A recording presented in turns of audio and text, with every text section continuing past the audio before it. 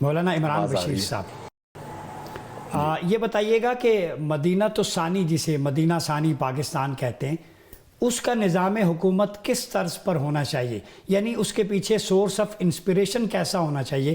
اس کو ایلیبوریٹ کریں، چونکہ ہم ریاست مدینہ کو آئیڈیلائز کر رہے ہیں اور اس بنیاد پر پاکستان کو مدینہ ثانی کہا جاتا ہے، تو یہاں کیسے نظام ہو، اس کے خد و خال کیا ہوں کہ پاکستان کے اندر ایک ڈائیورس کلچر ہو اور تمام رہنے والے ان کو بنیادی حقوق حاصل ہوں، خوشحالی ہو، تو اس کے لیے سورس آف انسپریشن کیا ہونا چاہیے؟ بسم اللہ الرحمن الرحیم، نحمدہ و نصلی علی رسولہ الکریم۔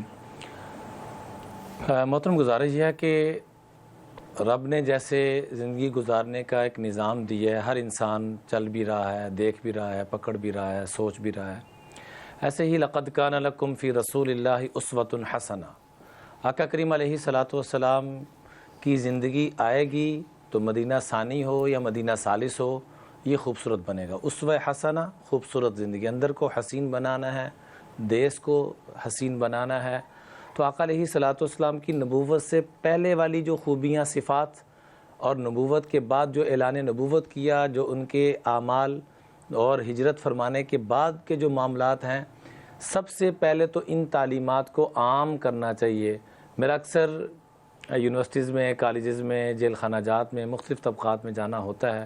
یقین کریں کہ خطبہ حجۃ الوداع جو 10 منٹ کا خطبہ ہے، وہ بھی پوچھا گیا نا کہ اس میں 40 کے قریب نکات پیش کیے گئے، وہ کسی کو آتے ہوں تو اس کی بھی اویئرنس تک نہیں ہے۔ تو سب سے پہلے تو ان تعلیمات کو عام کرنے کی ضرورت ہے، نمبر 1۔ نمبر 2، مسلمان کی آقا علیہ والسلام نے کیا تعریف فرمائی، اس کو اتنا عام کریں، اتنا عام کریں کہ یقین کریں کہ ہمیں کسی اور چیز کی ضرورت ہی نہیں رہ جائے گی۔ آقا علیہ والسلام سے پوچھا گیا کہ مسلمان رب کے اور آپ کے کاغذوں میں ہے کون؟ تو آپ نے فرمایا المسلم من سلم الناس، جس سے انسانیت کو سلامتی پہنچے۔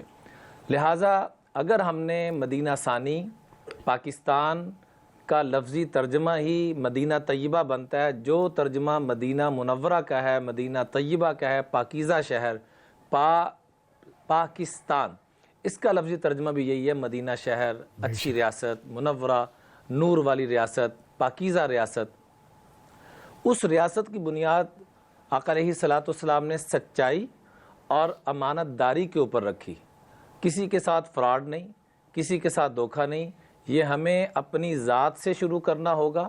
ہمیں حکمران ہیں تو ایز اے حکمران، ایز اے ڈاکٹر ہیں، انجینئر ہیں، اسٹوڈنٹ ہیں، والدین ہیں، پیرنٹ، جو جس شعبے میں، سب سے پہلے ہم یہ کہ اوپر سے کوئی آ کے بیٹھ جائے گا اور وہ نظام چلا لے گا، یہ نہیں ہوگا۔ ہمیں بنیادی طور پر ابتدا سچائی اور فراڈ سے بچانے کے لیے اتنے بار بار اس کے تذکرے، جیسے کہ کوئی بھی چیز ایک مشہور ہے، اس کے باوجود ایڈورٹائزمنٹ اتنی کرتے ہیں کہ لوگوں کے دلوں میں وہ چیز گھر کر جائے، ایسے ہی ہمیں آقا علیہ والسلام کی زندگی کے بار بار تذکرے، سچائی، امانت داری۔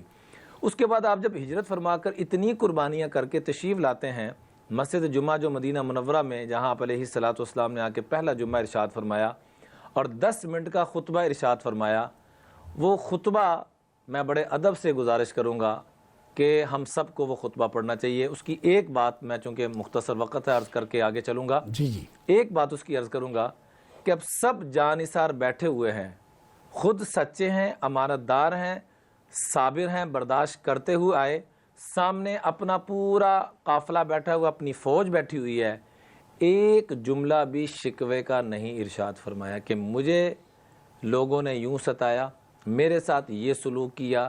ان چیزوں کو اپناتے ہوئے ایسا میثاق مدینہ قائم کیا جو ہمیں یہاں بھی ضرورت ہے، یونٹی کی، اتحاد کی، اتفاق کی۔ آج ہم ایک لفظ بولتے ہیں قبلہ، میجارٹی اور منارٹی، اقلیت اور اکثریت کا ہم ایک لفظ بولتے ہیں۔ آقا علیہ والسلام نے ہمیں جو نام دیا تھا، اگر ہم اس نام پر آ جائیں تو ہمارا مدینہ ثانی واقعتاً مدینہ ثانی بن سکتا ہے۔ وہاں پر نام دیا گیا تھا ذمی کا، کہ یہ ہمارے ذمے ہو گئے، ان کے حقوق پورے کرنا ہمارے ذمے ہے، ان کے تمام حقوق پورے کرنا ہمارے ذمے ہے۔ اس کی اتنی مضبوط بنیاد ڈالی کہ آج جس مسلمان سے پوچھیں سمرقند، بخارا کی کیا اہمیت ہے، تو سب کے سامنے ہے۔ وہ کیسے وجود میں آیا اس بنیاد کو جس کو آقا کریم علیہ الصلوۃ والسلام نے ذمی والی بات اور ذمی کے حقوق کو جو پیش کیا گیا کہ جو غیر مسلم ہیں ان کے حقوق کس حد تک ہم نے پورے کرنے ہم ہیں. انشاءاللہ عمر بن عبد اس کو العزیز آگے ایکسپینڈ کرتے ہیں. آپ کو پوائنٹ آ گیا.